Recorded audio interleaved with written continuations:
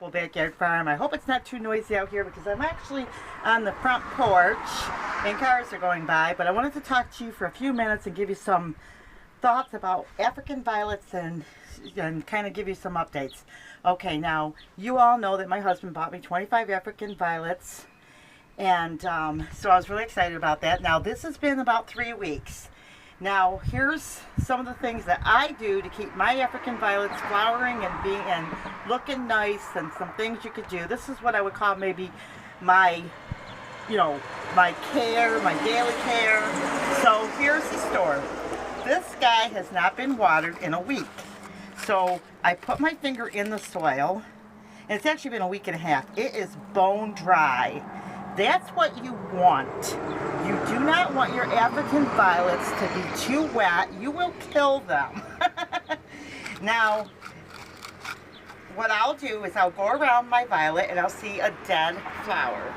And I'll just clip it off. Some people clip it off at the flower. I always clip it off at the stem, and I just take it right off because this is about had its day. And I'll go through each flower cluster.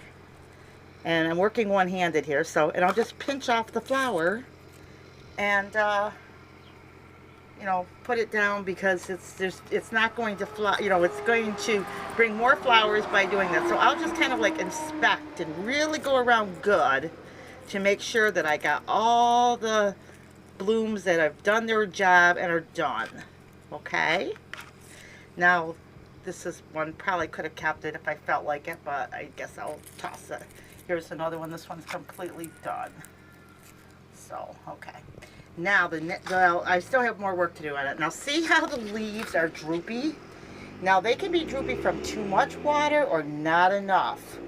Now, I will go through this plant, and now some people water from the bottom. If you're concerned, you can just water it from the bottom. But what I'll do is I'll take this into the bathroom, and I'll lift up the leaves.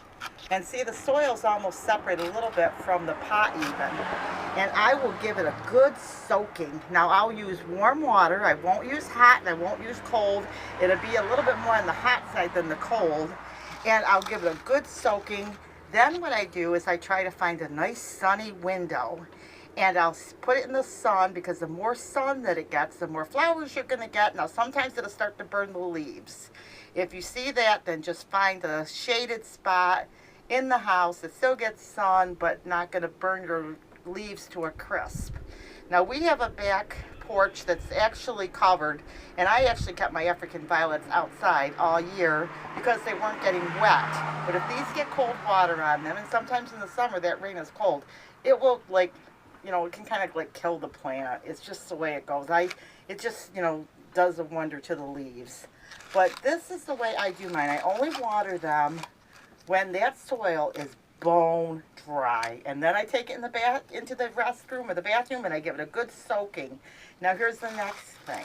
If you see any leaves that are falling off or bad, I take those and I put them in a soda bottle or something so the leaf doesn't get wet. Like, say example, this one here, I'll cut it at a diagonal, and then I'll stick it in a soda bottle, and it'll make a new plant. So I have one right now in the house. I've got more that's actually rooting, and then you can either put it in your pot and make more African violets, or give it to a friend, or sell it on eBay, because people buy African violets on eBay.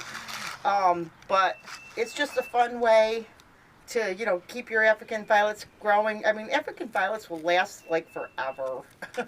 But I love the flower. They're non-toxic. I mean, of course, look up to make sure that the variety, because there's all these different varieties. But they're always pretty. They always flower. They will take a rest. They will flower, but I don't use fertilizer. I don't do anything. I just, kind of just baby them. And you're not necessarily babying them. You're just kind of I just stay on top of them so they don't die. And, I lose my African violets. See how cute that looks with the hay that we got. We got the hay at the auction for the rabbits and the other animals. So, anyway, I hope this helps you to understand your African violet. Stay tuned for more African violet videos. Let me know if you have African violets. If you have questions about them, just let me know.